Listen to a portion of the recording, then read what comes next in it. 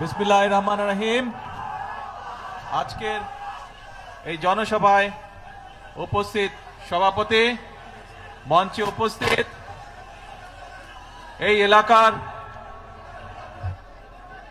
নেতৃবৃন্দ, উপস্থিত স্বরাষ্ট্রমন্ত্রী সহ মন্ত্রী পরিষদের সদস্যবৃন্দ, জাতীয় সংসদের সদস্যবৃন্দ, উপস্থিত মুরব্বীবর্গ, এলাকাবাসী ভাই বোনেরা এবং আমার দলীয় নেতৃবৃন্দ, কর্মী ভাইরা, আসসালামু আলাইকুম।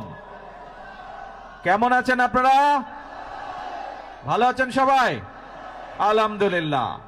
এই যে আজকে আপনাদের এখানে আসলাম, কেন এসেছি জানেন তো? কেন বলেন তো? কি কেন এসছে বলেন তো ভাই? ওই যে দূরে দাঁড়াচ্ছেন, হ্যাঁ, খাল খননের জন্য। কি নাম খালটার? পাতালি খাল। এই খালটা কিন্তু আজকে যে আমরা পুনর্খননের কাজে হাত দিয়েছি, এই খালটা প্রথম খনন করেছিলেন আজকে থেকে 50 বছর আগে কে? শহীদ রাষ্ট্রপতি জিয়াউর রহমান। প্রিয় ভাই বোনেরা, এই খালটি আমরা এই জন্য খনন করতে চাই, কারণ আপনাদের নিশ্চয়ই মনে আছে, আপনারা নির্বাচনের আগে শুনেছিলেন যে আমরা দেশের মানুষের সামনে বলেছিলাম যে আমরা সরকার গঠন করতে, আল্লাহর রহমতে সরকার গঠন করতে সক্ষম হলে আমরা দেশের জন্য কতগুলো কাজ করতে চাই, এবং কি কি সেই কাজগুলো। সেই কাজগুলো ছিল আজ যে খাল খনন কর্মসূচি এখানে উদ্বোধন করলাম আমরা। এইরকম দেশে আমরা বিভিন্ন জায়গায় খাল খনন কর্মসূচির কাজ শুরু করতে চাই, পুনর্খননের কাজ শুরু করতে চাই, এবং ইনশাল্লাহ আগামী 5 বছর আমরা সারা বাংলাদেশে আমাদের লক্ষ্য হচ্ছে 20,000 কিলোমিটার খাল আমরা খনন করব। কারণ এই খাল, এই যে পাতালি খাল, এই খাল খনন করার ফলে আমরা দেখেছি প্রায় 40,000 মানুষ উপকৃত হবে এই এলাকার। প্রায় 1200 হেক্টর জমিতে পানির সুবিধা পাবে কৃষিকাজের সময়। প্রায় 1200 মেট্রিক টন খাদ্যশস্য বেশি উৎপন্ন হবে এই এলাকায়, এবং সরাসরি প্রায় 8,500 কৃষক ভাই সেই সেচ সুবিধা পাবে এই খাল পুনর্খনন করার মাধ্যমে। এইভাবে চিন্তা করুন, সারা বাংলাদেশে যদি আমরা যেই খালগুলোকে লক্ষ্য করেছি সেই খালগুলো যদি খনন এবং পুনর্খনন করতে পারি, তাহলে চিন্তা করুন এই একটি এলাকাতেই এই 10 বর্গ কিলোমিটার এলাকার মানুষ এই পানির সুবিধা পাবে। তার মধ্যে 40,000 মানুষ তো পানির সুবিধা পাবে, সাথে 8,500 কৃষক ভাই, সরাসরি যারা কৃষক, তারা সেই সুবিধা পাবে এই একটি উপজেলাতে, এই সদর থানাতেই। তাহলে চিন্তা করুন, আমরা যদি 20,000 কিলোমিটার খাল খনন করতে পারি, সারা বাংলাদেশে কত কৃষক ভাই সরাসরি সেচের সুবিধা পাবে।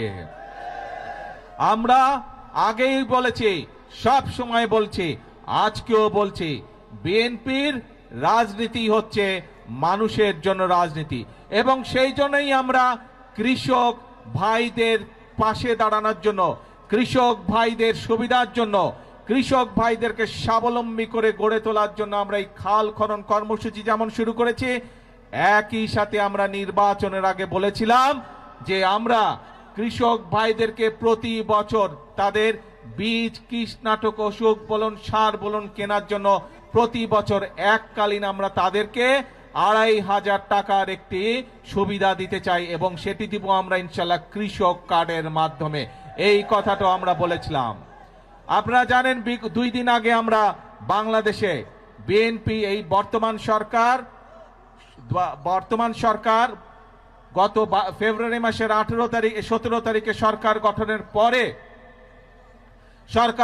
পরে এই গত 2 দিন আগে আমরা বাজেট উপস্থাপন করেছি।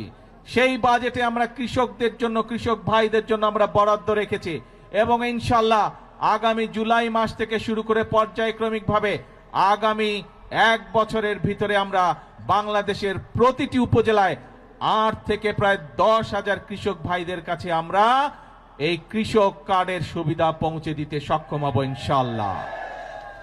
প্রিয় ভাই বোনেরা, আগেই বলেছি আমাদের রাজনীতি হচ্ছে এই বাংলাদেশের জন্য, আমাদের রাজনীতি হচ্ছে এই বাংলাদেশের মানুষের জন্য।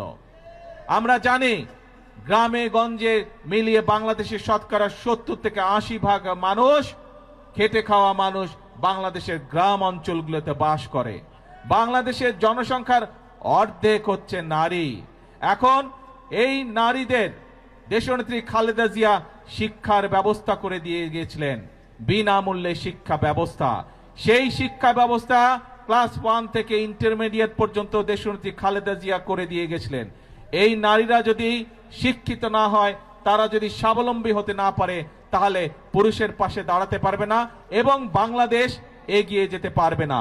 সেই জন্য এই নারীদের শিক্ষা ব্যবস্থা, তারা যাতে আরো শিক্ষার সুযোগ পায়, সেই জন্য স্নাতক পর্যন্ত বা ডিগ্রি পর্যন্ত আমরা এই বর্তমান সরকার মেয়েদের শিক্ষা ব্যবস্থা ফ্রি করার ঘোষণা দিয়েছে। এবং শুধু তাই নয়, একই সাথে আমরা যারা ভালো রেজাল্ট করবে তাদেরকে আমরা উপবৃত্তিও দিব, সেই ব্যবস্থাও আমরা রেখেছি এই বাজেটের মধ্যে। এবং একই সাথে এই যে বাংলাদেশের শতকরা 70% মানুষ, অন্তত 70% মানুষ যে গ্রামে বসবাস করে, এই গ্রামের পরিবারগুলোকে স্বাবলম্বী করে গড়ে তোলার জন্য আমরা মায়েদের হাতে ফ্যামিলি কার্ড তুলে দেবার ঘোষণা দিয়েছি। এবং যেমন স্বরাষ্ট্রমন্ত্রী এখানে একটু আগে বলেছেন যে ভোটের দাগ শুকানোর আগেই আমরা আমাদের যে প্রতিশ্রুতি দিয়েছিলাম নির্বাচনের আগে, সেই প্রতিশ্রুতি পালনের কাজ শুরু করেছি। আপনাদের নিশ্চয়ই মনে আছে, কালি শুকানোর আগেই আমরা ফ্যামিলি কার্ড দেওয়ার কাজ শুরু করেছি। এই সেই ভোটের কালি শুকানোর আগে আমরা কৃষক কার্ড দেওয়া শুরু করেছি। ভোটের কালি শুকানোর আগে আমরা খাল খননের কাজ শুরু করেছি। ঠিক যেভাবে ফ্যামিলি কার্ডের কাজ শুরু করেছি, ইনশাল্লাহ আগামী 1 বছরের মধ্যে বাংলাদেশের প্রতিটি উপজেলায় আমরা চেষ্টা করছি প্রত্যেক উপজেলা 8 থেকে 10,000 মায়ের হাতে আমরা এই ফ্যামিলি কার্ডের সুবিধা তুলে দিব। প্রিয় ভাই বোনেরা, আপনারা দেখেছেন যে বাজেট ঘোষিত হয়েছে 2 দিন আগে, সেখানে আমরা বলেছি আমরা এই দেশের মানুষের চিকিৎসার ব্যবস্থা ঘরে ঘরে পৌঁছে দিতে চাই। মানুষ যাতে চিকিৎসা সুবিধা পায়, মানুষ যাতে স্বল্প মূল্যে ওষুধ পেতে পারে, তার জন্য আমরা ব্যবস্থা গ্রহণ করছি। এবং সেই জন্যই অনেকগুলো চিকিৎসা ব্যবস্থার অনেকগুলোর উপরে আগের সরকারগুলো ট্যাক্স রেখে গিয়েছিল, ভ্যাট দিয়ে গিয়েছিল, আমরা সেই ট্যাক্স গুলো আমরা উঠিয়ে নিয়েছি। তার ফলে আগে একজন হার্টের রোগী সে যদি স্টেন্টিং করত, তাহলে তার যেখানে প্রায় 1.25 লক্ষ টাকার মতন খরচ হতো, সেই টাকা এই ট্যাক্স উঠায় নেবার পরে আগামী জুলাই মাস পর থেকে ইনশাল্লাহ সেটি প্রায় অর্ধেকে নেমে আসবে। শুধু তাই নয়, অনেক মানুষ, বাংলাদেশের অনেক মানুষ কিডনি ডায়ালিসিস রোগী আছে, কিডনি ডায়ালিসিস করতে হয়, সেই ডায়ালিসিসের যে ওষুধ আসে সেটিরও ট্যাক্স তুলে নেওয়া হচ্ছে। তার ফলে এখন প্রায় 800 থেকে 8,000 টাকা পর্যন্ত প্রত্যেকটি রোগীর প্রত্যেকটি ডায়ালিসিসের ক্ষেত্রে খরচ কমে আসবে। প্রিয় ভাই বোনেরা, এই কাজগুলো করার উদ্দেশ্য এবং কাজগুলো করার লক্ষ্য একটি। কি সেই লক্ষ্য? সেই লক্ষ্য হচ্ছে দেশের মানুষ যাতে একটু ভালো থাকতে পারে। আজকে সকালবেলায় আসার সময় যখন আমি প্লেনে করে এই কক্সবাজার আসছিলাম, তখন আমি প্লেনে বসে বসে পত্রিকাগুলো দেখছিলাম যে কি কি সংবাদ করেছে। অনেকগুলো পত্রিকাতে আমি দেখলাম, পত্রিকাগুলো নিউজ করেছে প্রতিবার বাজারের সময় নিত্য প্রয়োজনীয় জিনিসের মূল্য পরের দিনই বৃদ্ধি পায়। আল্লাহর রহমতে আলহামদুলিল্লাহ, শুকুর আলহামদুলিল্লাহ, এইবার বাজেট দেওয়ার পরে এখন পর্যন্ত কোনো জিনিসের দাম বৃদ্ধি পায়নি। কারণ চাল, ডাল, তেল, নুন সব প্রয়োজনীয় যে জিনিসগুলো আছে তার উপরে যে সকল ট্যাক্স ছিল, বর্তমান সরকার এই 2 দিন আগের বাজেটে 60টি পণ্যের উপর থেকে ট্যাক্স তুলে নিয়েছে, যাতে করে নিত্য প্রয়োজনীয় জিনিসের দাম না বাড়ে। প্রিয় ভাই বোনেরা, কারণ উদ্দেশ্য একটি, লক্ষ্য একটি, দেশের মানুষ যাতে ভালো থাকতে পারে। কিন্তু প্রিয় ভাই বোনেরা, আমরা যেমন মানুষের নিত্য প্রয়োজনীয় জিনিসের, ওষুধ, বিভিন্ন চিকিৎসার বিষয়ের ট্যাক্স কমিয়ে দিয়েছি যাতে সেগুলোর দাম কমে যায়, যাতে মানুষ স্বস্তিতে থাকতে পারে। আমরা ট্যাক্স বাড়িয়েছি কিসে? আমরা ট্যাক্স বাড়িয়েছি মদের উপরে। আমরা ট্যাক্স বাড়িয়েছি কিসে? আমরা ট্যাক্স বাড়িয়েছি সিগারেটের উপরে, যা মানুষের জন্য ক্ষতিকারক। কিন্তু আমরা সামাজিক মাধ্যম সহ বিভিন্ন নিউজের মধ্যে দেখলাম একটি খবর। সেই খবর, বিরোধী দল দেখলাম বলছে যে এই বাজেট তারা মানে না, গণবিরোধী বাজেট মানে না। প্রিয় ভাই বোনেরা, আপনাদের কাছে আমার প্রশ্ন, দাঁড়াও দাঁড়াও দাঁড়াও, প্রিয় ভাই বোনেরা, আপনাদের কাছে আমি প্রশ্ন রেখে যেতে চাই, যেই বাজেটে ট্যাক্স কমানো হয় সেই বাজেটও বিরোধী দল মানে না। যেই বাজেটে মদের দাম বাড়ানো হয়, যেই বাজেটে সিগারেটের দাম বাড়ানো হয়, সেই বাজেটও বিরোধী দলের পছন্দ নয়।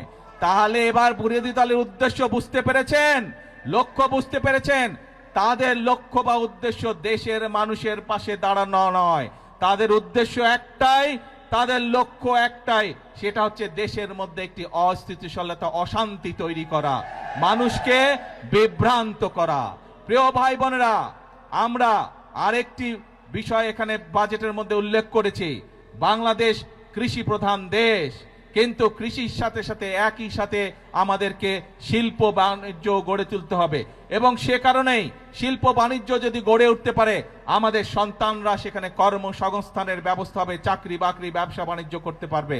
এবং সে কারণেই যে সকল শিল্প দেশে উৎপন্ন হয়, যে সকল দ্রব্য দেশে উৎপাদিত হয়, একই জিনিস যেগুলো বিদেশ থেকে আসে সেগুলোর উপরে আমরা ট্যাক্স বাড়িয়েছি, যাতে করে দেশে যেই দ্রব্যটি উৎপাদিত হচ্ছে সেই দ্রব্যটি যারা উৎপাদিত হচ্ছে সেই শিল্প কারখানাটি যাতে সাপোর্ট পেতে পারে তার ব্যবস্থা আমরা এই বাজেটের মধ্যে রেখেছি। এটিও বিরোধী দলের পছন্দ নয়। এখন প্রিয় ভাই বোনেরা, দেশের মালিক আপনারা, দেশের মালিক কোনো রাজনৈতিক দল নয়, দেশের মালিক কোনো পরিবার নয়, দেশের মালিক হচ্ছে বাংলাদেশের 20 কোটি জনগণ। এই 20 কোটি জনগণ যারা দেশের মালিক, আপনাদের কাছে আমি প্রশ্ন রেখে যাচ্ছি, আপনাদের কাছে আমি বিচার দিয়ে যাচ্ছি, যে যারা জনগণকে বিভ্রান্ত করতে চায়, যেই বাজেটের মাধ্যমে জনগণের জন্য স্বস্তির ব্যবস্থার চেষ্টা করছে সরকার, সেই বাজেট বলে বিরোধী দল মানে না। তারা দাবি তুলেছে কেন মদের উপরে আমরা ট্যাক্স বাড়ালাম, তারা দাবি তুলেছে কেন আমরা সিগারেটের উপরে ট্যাক্স বাড়ালাম, এই তাদের দুঃখ, তাদের কষ্ট। কেন বর্তমান সরকার 60টি নিত্য প্রয়োজনীয় দ্রব্যমূল্যের ট্যাক্স কমিয়ে দিল, এই হচ্ছে তাদের দুঃখ। তাহলে কি এরা জনগণের বন্ধু হলো? জনগণের বন্ধু তারা হলো না। প্রিয় ভাই বোনেরা, আজ সময় এসেছে কারা জনগণের বন্ধু এবং কারা জনগণের বন্ধু নয় এইটি সঠিকভাবে নির্ণয় করতে হবে। আমরা অতীতে দেখেছি জনগণকে বিভ্রান্ত করে অনেকে অনেক কথা বলেছে, কিন্তু জনগণের ভাগ্য পরিবর্তন হয়নি, দেশের ভাগ্য পরিবর্তন হয়নি। এই প্রথম আমরা চেষ্টা করছি প্রিয় ভাই বোনেরা, বিএনপি যেমন অতীতেও চেষ্টা করেছে, আপনারাই বলেছেন এইখানে শহীদ জিয়া খাল খনন করেছিলেন, দেশনেত্রী খাল খনন করেছিলেন, বৃক্ষরোপণ করেছিলেন, এই কাজগুলোর মাধ্যমে ধীরে ধীরে দেশের অবস্থার পরিবর্তন হচ্ছিল। কিন্তু যারা বিভ্রান্তকারী, যারা ষড়যন্ত্রকারী, বিভিন্ন সময় তারা ষড়যন্ত্র করেছে এবং ষড়যন্ত্র করে মানুষের ভাগ্যের পরিবর্তনের যে গতি তাকে তারা বন্ধ করতে চেয়েছিল, দেশের ভাগ্যের পরিবর্তনের যে গতি তাকে তারা বন্ধ করতে চেয়েছিল। বিগত 12 তারিখের নির্বাচনে বাংলাদেশের মানুষ সিদ্ধান্ত নিয়েছে দেশের জন্য যারা কাজ করে তাদেরকেই বাংলাদেশের মানুষ দায়িত্ব দিয়েছে। আগেই বলেছি আমাদের সকল বিএনপির সকল ক্ষমতার উৎস হচ্ছে জনগণ, কাজেই জনগণের শক্তি হচ্ছে আমাদের শক্তি, জনগণের সমর্থি হচ্ছে আমাদের সবচেয়ে বড় সমর্থন, জনগণের শক্তি হচ্ছে আমাদের সবচেয়ে বড় শক্তি। আমাদের সাথে জনগণের সমর্থন আছে বলেই যতক্ষণ আমাদের এই ধরে প্রাণ থাকবে আমরা ততক্ষণ পর্যন্ত এই দেশ এবং এই দেশের মানুষের জন্যই কাজ করে যাব, এবং এই কাজের মাধ্যমেই আমরা চেষ্টা করব সর্বোচ্চ শক্তিতে ইনশাআল্লাহ চেষ্টা করব এই দেশের ভাগ্যের পরিবর্তন করার জন্য, এই দেশের মানুষের ভাগ্যের পরিবর্তন করার জন্য। কারণ এই দেশই হচ্ছে বিএনপির প্রথম ঠিকানা, এই দেশই হচ্ছে বিএনপির শেষ ঠিকানা। সেজন্যই প্রিয় ভাই বোনেরা, আজকে আসুন, দেশ আমাদের সকলের, এই দেশই আমাদের প্রথম ঠিকানা, এই দেশই আমাদের শেষ ঠিকানা। সেজন্যই আমরা বলি এই দেশকে গড়লে আমরাই ভালো থাকবো, আমাদের সন্তানরাই শান্তিতে থাকতে পারবে। এই দেশকে যদি আমরা গড়তে না পারি তাহলে আমাদের সন্তানরা দুঃখ কষ্টে থাকবে। কেউ কি চায় নিজের সন্তান কষ্টে থাকুক? কেউ আমরা চাই না। সেজন্যই আমরা একটি কথাই বলি সব সময়, করব কাজ সবার আগে বাংলাদেশ। আল্লাহ হাফেজ। বাংলাদেশ জিন্দাবাদ।